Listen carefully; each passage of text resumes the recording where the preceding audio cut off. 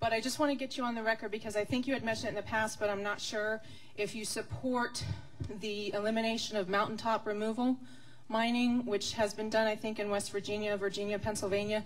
That's an ecological disaster. It can be done in more environmentally friendly ways so that it will keep the economy stable in the area, but they can still have a strong economy by still extracting the coal. So do you support eliminating mountaintop removal mining and practices like that?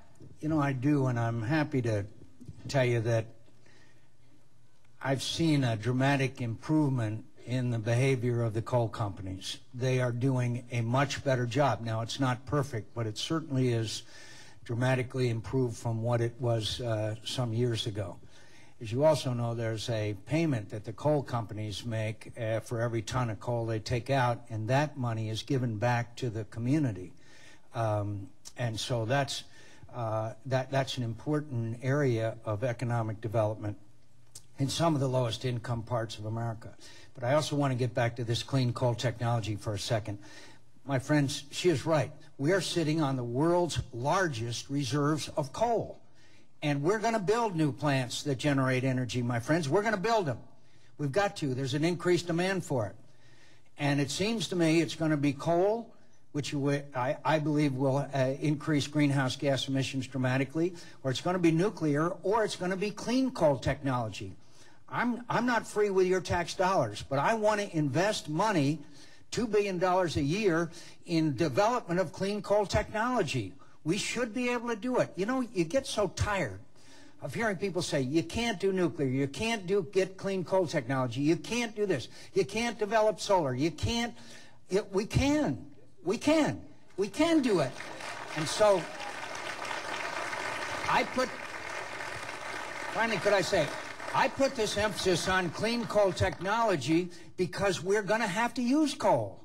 We don't have any choice because there's going to be a demand for energy, my friends. It's going to be a demand for it.